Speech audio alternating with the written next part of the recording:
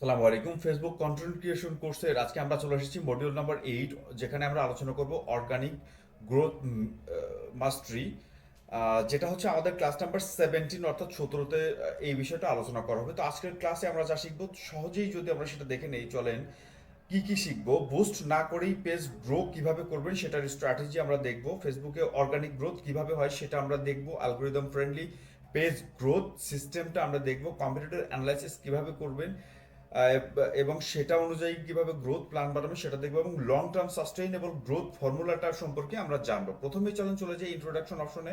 Boost ছাড়া growth কিভাবে সম্ভব, আসলে কি সম্ভব সেটা। অনেকে মনে করেন টাকা না দিলে ফেসবুক রিচ দেয় না, এটা পুরোপুরি সত্য না। সুতরাং সঠিক content plus engagement plus consistency থাকলে বুস্ট ছাড়াও স্ট্রং অর্গানিক গ্রোথ সম্ভব। আজকের ক্লাসে আমরা শিখবো পেইড নয় স্মার্ট অর্গানিক গ্রোথ কিভাবে করবেন।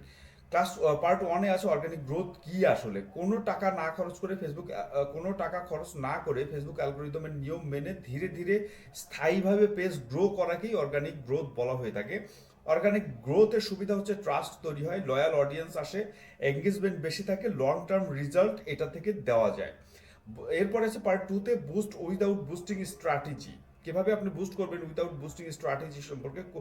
প্রথমে আছে হচ্ছে কন্টেন্ট কোয়ালিটি ফার্স্ট দেখতে হবে। ফেসবুক পুশ করে ইউজফুল, রিলেটেবল এবং এঙ্গেজিং কন্টেন্টকে ফেসবুক নিজেই বুস্ট করে, অর্থাৎ তারা রিচ দেওয়ার চেষ্টা করে এবং টপে নিয়ে আসে। শুধু সেলস পোস্ট নয়, শুধু sales post equal to low reach, value plus story plus solution equal to high reach. সুতরাং ভ্যালু যদি থাকে, স্টোরি যদি থাকে এবং সলিউশন যদি থাকে যেগুলো কন্টেন্টগুলোতে, সেগুলোকে হাই রিচ ফেসবুক দিয়ে থাকে। এরপর কি আছে হুক ড্রাইভিং কন্টেন্ট আসলে কি। প্রথম দুই লাইনে অডিয়েন্স থামাতে হবে, মানে এমন কিছু শব্দ আপনাকে ব্যবহার করতে হবে প্রথম দুই লাইনে যেটাতে অডিয়েন্স থামতে বাধ্য হয়, এটাকে বলা হয় হুকিং ড্রাইভিং কন্টেন্ট। সুতরাং এক্সাম্পল হিসেবে ধরেন আপনার পেজ গ্রো করছে না, সমস্যাটা হয়তো এখানে, এই টাইপের যে হুকিং কমেন্টস, এগুলো প্রথমে কিন্তু আপনাকে মানে অডিয়েন্সকে থামতে বাধ্য করে। ওকে, এরপর কি আছে engagement trigger system. Engagement trigger সিস্টেমটা কি, প্রতি পোস্টে থাকতেই হবে ক্লিয়ার কোয়েশ্চেন থাকতে হবে, সিটিএ থাকতে হবে, এই যে বিষয়গুলো এগুলো কিন্তু থাকতেই হবে। এক্সাম্পল হিসেবে যদি ধরেন তাহলে আপনি কোনটা ফলো করেন, কমেন্ট করুন, এই যে এই টাইপের কথা কিন্তু থাকতেই হবে, এটাকে সিটিএ বাটন বলা হয়ে থাকে। কনসিস্টেন্সি ফর্মুলাটা কি।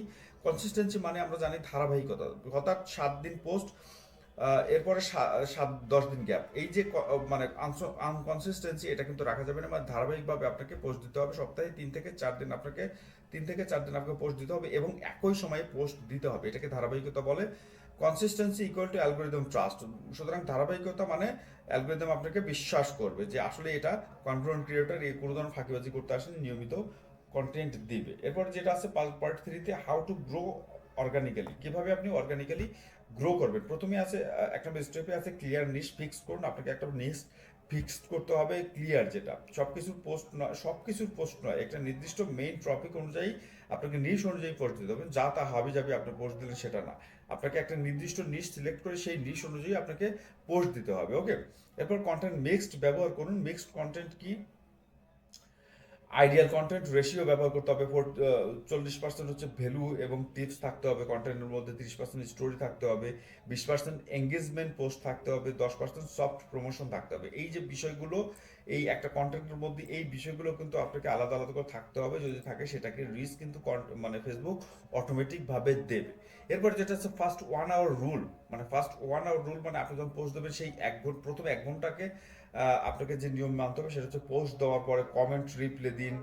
এই 1 ঘন্টাতে আপনাকে করতে হবে, লাইক দিতে হবে, মেনশন দিন, মানে যারা আপনাকে কমেন্টস করছে বা বিভিন্ন রিয়াকশন দিচ্ছে সেই কমেন্টসগুলোতে লাইক দিতে হবে, মেনশন করতে হবে এবং কমেন্টের রিপ্লাই দিতে হবে। প্রথম 1 ঘন্টাকে আপনাকে খুবই ইম্পর্টেন্টলি ওই কন্টেন্ট পোস্ট দেওয়ার পরে এগুলো মানতে হবে। প্রথম 1 ঘন্টা এঙ্গেজমেন্ট ইকুয়াল টু বেশি রিচ। আপনার প্রথম 1 ঘন্টার মধ্যে যদি আপনার এঙ্গেজমেন্ট বেশি আসে, ভিউ বেশি আসে, তাহলে পরবর্তীতে এই কন্টেন্ট কিন্তু অনেক বেশি রিচে চলে যায় এবং ফেসবুক বোঝে যে না, এই যে কন্টেন্ট পোস্ট দিয়েছে এই পোস্টটা খুবই ইম্পর্টেন্ট এবং পাবলিক এটাকে গ্রহণ করবে। সুতরাং ফেসবুক নিজে থেকেই এই পোস্টকে তারা উপরে তুলে নিয়ে যাবে। এরপর কি আছে পার্ট 4-এ competitor analysis based growth plan.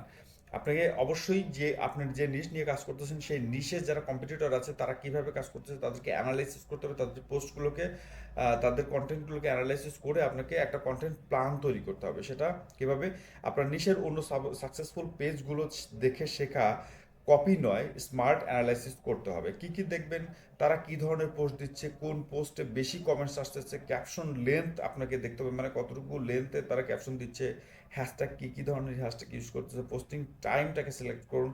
মানে ওই যে কম্পিটিটরগুলো তারা কিভাবে পোস্ট দিচ্ছে, কি ধরনের পোস্ট দিচ্ছে, কোন পোস্টে বেশি কমেন্টস আসছে, ক্যাপশন লেন্থ আপনাকে সিলেক্ট করতে হবে, হ্যাশট্যাগ কেমন দিচ্ছে সেগুলোকে দেখতে হবে, পোস্টিং টাইমটাকেও সিলেক্ট করতে হবে। সিম্পল কম্পিটিটর অ্যানালাইসিস স্টেপ, আপনি যদি নর্মালি কীভাবে কম্পিউটার অ্যানালিসিস করবেন সেটা যদি 3 থেকে 5টা কম্পিউটার পেজ খুঁজে বের করতে হবে প্রথমে।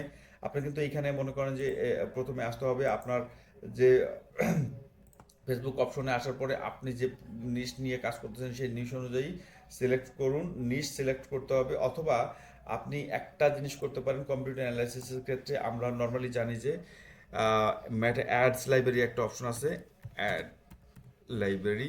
আপনি অ্যাড লাইব্রেরিতে চলে যাবেন, অ্যাড লাইব্রেরিতে যাওয়ার পরে এইখানে আপনার নিশ সিলেক্ট করতে হবে, ঠিক আছে। আপনি ধরলাম এটা হচ্ছে, আমি এইখানে ধরলাম এটা, ওকে। এইখানে আমার মনে করেন যে আমি প্যারা সন্দেশ নিয়ে কাজ করতেছি, প্যারা সন্দেশকে আমি আমার নিশ সিলেক্ট করলাম, ওকে। এইখানে দেখবেন যে প্যারা সন্দেশ নিয়ে যারা কাজ করছে প্রচুর পরিমাণে কন্টেন্ট কিন্তু এইখানে আসবে, ওকে। তারা সন্দেশ নিয়ে বা গুড় নিয়ে এই রিলেটেড প্রোডাক্ট নিয়ে কাজ করতেছে, তাদের এখানে অনেকগুলো আসবে। এইখানে আপনি এক কাজ করতে পারেন, এখানে ফিল্টারিং করতে পারেন যে আপনি আসলে কোন ধরনের পেজকে, কোন অ্যাডভার্টাইজারকে আপনি সিলেক্ট করতে চাচ্ছেন, আপনি কোনটা কোনটা সিলেক্ট করবেন। এখানে কিন্তু আপনি এটা করতে পারেন। এখানে আমি যদি না করি, এখানে আপনি কিন্তু ফিল্টারিং করতে পারেন, আপনি এখানে যেগুলো যেগুলো সিলেক্ট করবেন সেগুলো কিন্তু আমি এই কয়েকটাকে সিলেক্ট করলাম, ওকে। এই 4টা 5টাই আমি দেখবো মূলত, ওকে। এই 4টা 5টা যখন আমি অ্যানালাইসিস করতে যাব, এই যে তারা কি ধরনের পোস্ট দিচ্ছে, কি ধরনের, আমি তাদেরকে অ্যানালাইসিস করার জন্য নতুন ট্যাব ওপেন করব। আমি জাস্ট এই 3টাই দেখাচ্ছি, এটা একই সুইচ আমি দিয়েছি।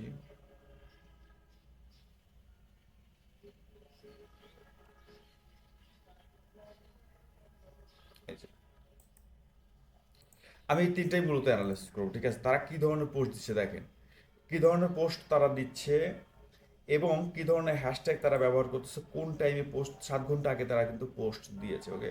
এই 7 ঘন্টা আগে আপনাকে অ্যানালাইসিস করতে, 7 ঘন্টা আগে কি কত টাইম হয়, ওকে।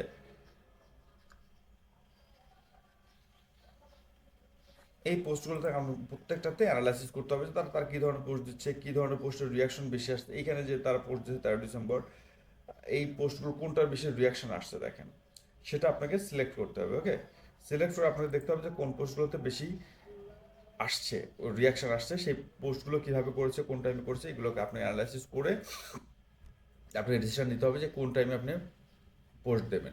পারফেক্ট, এরপরে যেটা আছে পারফেক্ট অর্গানিক গ্রোথ ফর্মুলা আসলে কি, পারফেক্ট অর্গানিক গ্রোথ ফর্মুলাটা কি, সেটা হচ্ছে ক্লিয়ার নিশ থাকতে হবে, ভ্যালুয়েবল কন্টেন্ট থাকতে হবে, এঙ্গেজমেন্ট থাকতে হবে, কনসিস্টেন্সি থাকতে হবে, analysis equal to organic page growth থাকতে হবে, okay. Analysis equal to organic page growth থাকতে হবে। কমন মিস্টেক কিছু আছে যেগুলো হচ্ছে আমরা পোস্টের ক্ষেত্রে করি বা গ্রোথের ক্ষেত্রে আমরা করে থাকি, সেটা হচ্ছে কপি পেস্ট কন্টেন্ট করতে হবে, মানে যে যার তারটা কপি করে আমি পোস্ট মেরে দিলাম, শুধু সেলস পোস্ট করি আমরা, ইনকনসিস্টেন্ট পোস্টিং থাকি, মানে ধারাবাহিক থাকি না, কনসিস্টেন্ট থাকি না, কমেন্ট ইগনোর করি আমরা, এরপরে প্যাটিয়েন্স না রাখা, ঠিক আছে। এই যে বিষয়গুলো, কমেন্ট ইগনোর করি আমরা, ধারাবাহিক থাকি না, সেলস পোস্ট দিই, কপি পেস্ট দিই, এগুলোকে আপনাকে মিস্টেক এবং এগুলো আপনাকে অ্যাভয়েড করতে হবে। এরপরে মানে ইনক্রিজ প্র্যাকটিসের মধ্যে যদি আমরা যাই তাহলে এখানে কি কি করতে পারি, নিজের নিশ লিখবো, একটা কম্পিউটার পেজ সিলেক্ট করব, তারপরে একটা ভাইরাল পোস্ট অ্যানালাইসিস করব, একই আইডিয়া দিয়ে নিজের পোস্ট প্ল্যান তৈরি করব, ওকে। এরপরে যেটা আছে, আমরা ক্লাস সামারি যদি ধরি, টোটাল 17-18 নম্বর ক্লাস আমরা কি কি শিখলাম সেটা যদি আমরা দেখি, তাহলে তো বোস ছাড়াও গ্রোথ পসিবল, এটা আমরা জেনেছি। অ্যালগোরিদম এঙ্গেজমেন্ট দেখে পুশ করতে হবে, কম্পিউটার অ্যানালাইসিস গ্রোথ দ্রুত করতে হবে, organic growth equal to slow but solid. Organic growth slow হইলেও যে ভিউয়ার্সগুলো আসে সেগুলো একবারে সলিড ভিউ আসে, ঠিক আছে, এবং যে রিয়াকশনগুলো আসে সেগুলো একবারে সলিড আসে, ওকে। পেইড অ্যাজ স্টপ হলে রেজাল্ট থেমে যায়, কিন্তু অর্গানিক গ্রোথ কখনোই থামে না। সুতরাং অর্গানিক গ্রোথের দিকে অবশ্যই মনোযোগ দিতে হবে। আপনি যদি বিজনেস না করেন, কন্টেন্ট তৈরি করেন, তাহলে অবশ্যই আপনাকে অর্গানিক গ্রোথের দিকেই ফোকাস করতে হবে, কারণ অর্গানিক গ্রোথ কখনোই থামে না। কিন্তু হচ্ছে পেইড গ্রোথ, যখন আপনি টাকা দেওয়া বন্ধ করে দেবেন ফেসবুকে, সেটা কিন্তু থেমে যাবে। সুতরাং আমরা যখন মানে এই যে কন্টেন্ট তৈরি করবো, সেই কন্টেন্টের বিষয় কিন্তু অবশ্যই আমরা ধারাবাহিক থাকবো, আমার হচ্ছে পারফরমেন্স বেসড কন্টেন্ট তৈরি করব এবং কম্পিটিটর অ্যানালাইসিস করে যে বিষয়গুলোর উপর মানে যে বিষয়গুলোর উপর কম্পিটিটরের ভালো রিয়াকশন এসেছে, যেগুলো ভাইরাল হয়েছে, কী কারণে ভাইরাল হয়েছে, কোন টাইমে পোস্ট করেছে, কী ধরনের হ্যাশট্যাগ ইউজ করেছে, ঠিক আছে, এই বিষয়গুলো অ্যানালাইসিস করেই আমরা কিন্তু একটা কন্টেন্ট প্ল্যান তৈরি করব। যে কন্টেন্ট প্ল্যানের উপর আমরা হচ্ছে কন্টেন্ট পোস্টিং দেব এবং কন্টেন্ট অ্যানালাইসিস করে তারা কী ধরনের কন্টেন্টে কী ধরনের ইনফরমেশন দিয়েছে, কী ধরনের প্রবলেম সলভিং বিষয় দিয়েছে, কী ধরনের সিটি ইউজ করেছে, এগুলো জেনেই আমরা যদি কন্টেন্ট তৈরি করি তাহলে কম্পিটিটরের মতো আমার কন্টেন্টটাও কিন্তু একসময় ভাইরাল হয়ে যাবে, ঠিক আছে। তো আশা করবো যে আজকের এই ক্লাসটা অর্থাৎ ক্লাস নাম্বার 18 অবশ্যই ভালো লেগেছে। ভালো লেগে থাকলে বড় আইটি সলিউশন চ্যানেলটাকে সাবস্ক্রাইব করে পাশেই থাকবেন। আশা করি পরবর্তীতে আরও ভালো কিছু নিয়ে আসতে পারবো। সকলের জন্য শুভকামনা, ভালো থাকবে সবাই, আসসালামু আলাইকুম।